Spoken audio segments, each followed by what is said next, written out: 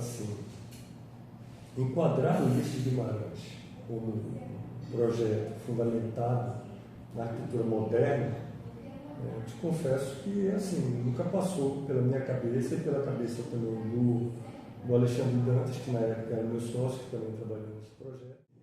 Nem projeto nenhum que eu fiz na minha vida, eu procurei algo de uma escola específica para dizer, não, essa escola é bacana, não sei o que, eu vou trazer para cá. Não, eu sou um apreciador da arquitetura, de maneira geral, né?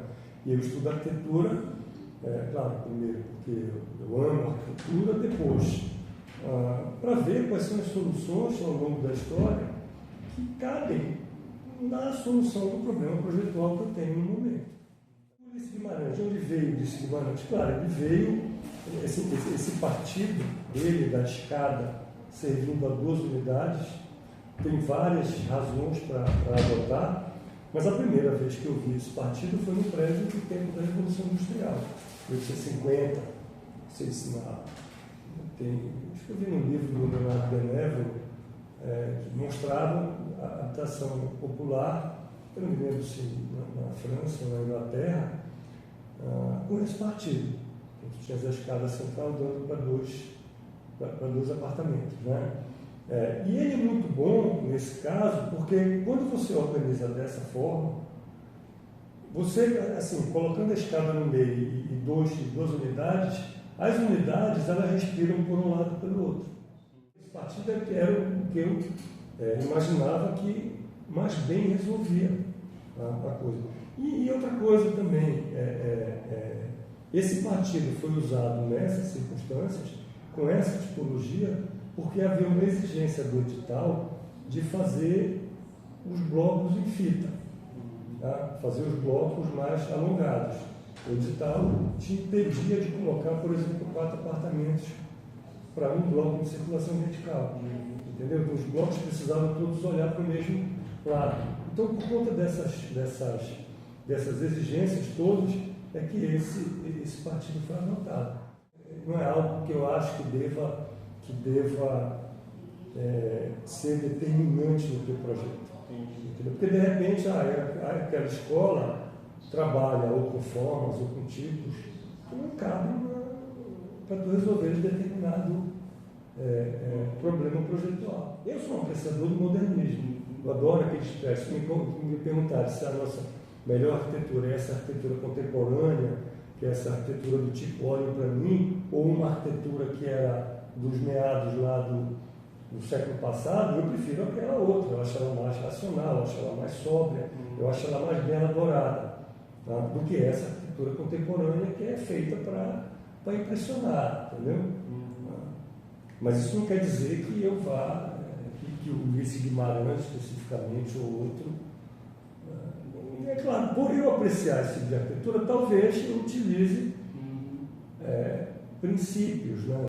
Mas por isso dessa importância também que a gente veio falar com o senhor, né? Porque a gente, além da pesquisa com relação ao artigo, mas nada melhor do que falar com quem participou desde a constituição, né, do projeto, para a gente poder entender e compreender melhor o seu olhar, a sua visão, né? Então, essas escolhas do projeto foram mais pela utilidade em si do que por qualquer fonte de inspiração modernista. É assim, quando a gente faz um projeto, as decisões da gente nunca estão fundamentadas numa coisa só.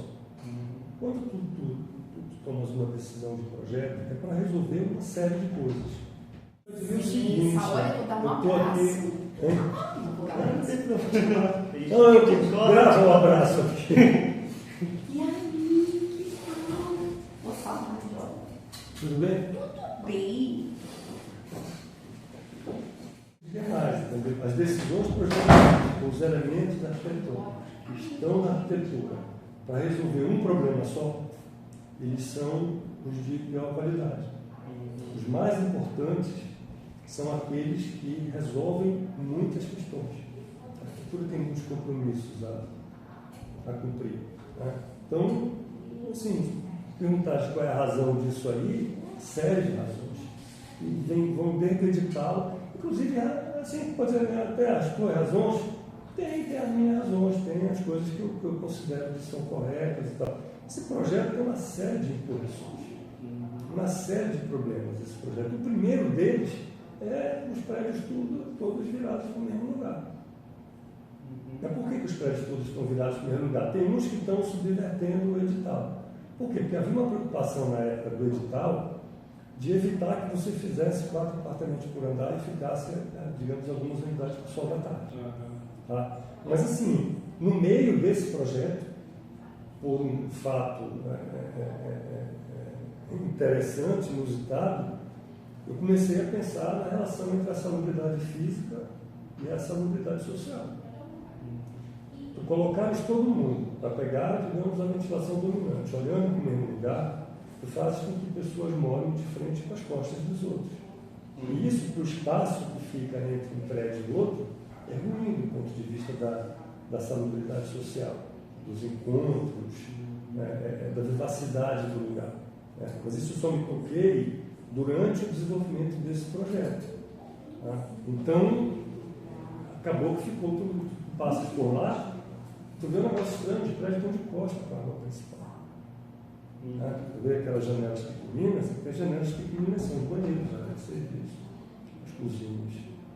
Os blocos de circulação estão voltados para onde é a principal. O que é que a cidade tradicional diz, né? As pessoas morarem de frente para frente das outras, de frente para a rua. Né? E é importante que a gente participe da cidade para que a cidade nos entenda como partícipes dela. Uma forma de visualização, né? De Claro, centralidade. claro, entendeu? Claro. Imagina se todo mundo fica. Olha só, tem uns projetos que as pessoas fazem, digamos, umas ruas de serviço. E está todo mundo de costas para a rua de serviço. A rua é morta. Totalmente morta. Né? Então, assim, no meio desse negócio é que eu soube a história da rua perpétua. E aí, os blocos que estavam tudo no lugar, eu comecei achei uma brecha lá no edital. Aí eu peguei alguns blocos e coloquei ao contrário para que eu tivesse, de alguma maneira, a condição de ter um espaço coletivo com os prédios olhando, digo, umas frentes olhando para ele, né? Consegui uma ou outra coisa lá, mas... Seria esse espaço aqui, professor? É esse aqui, ó, por exemplo, está vendo esse prédiozinho aqui? Tá? Ele é inicialmente ao contrário, mas não. Mas esse cara aqui, ele olha para as costas desse. Entendeu?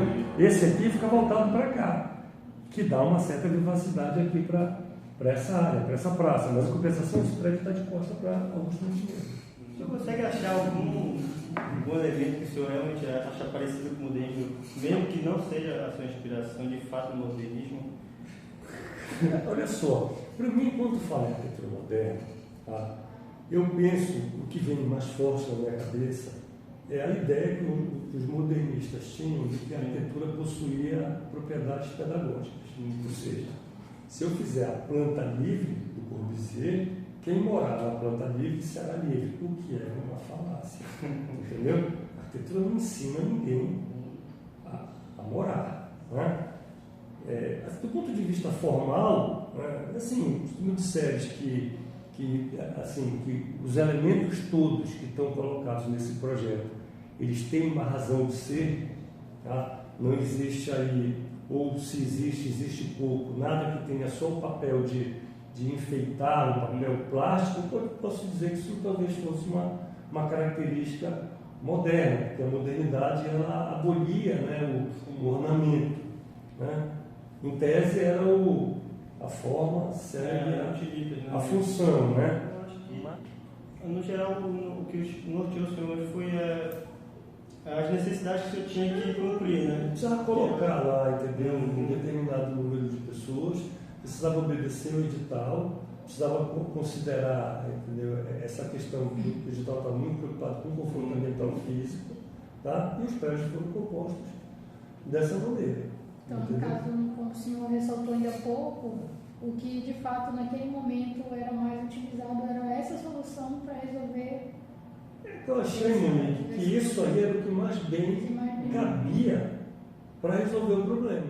Assim, tem um monte de coisa aí para a gente extrair desse conjunto, olhar para essas plantas, ver como os ambientes foram agrupados, a questão da privacidade dos quartos, desde que não tem nenhum quarto abrindo direto na sala, entendeu? Mas assim, como as áreas são muito exíguas, a gente teve uma certa dificuldade de acomodar algumas instalações coletivas, como hidrantes de incêndio, então, um monte de coisa, entendeu?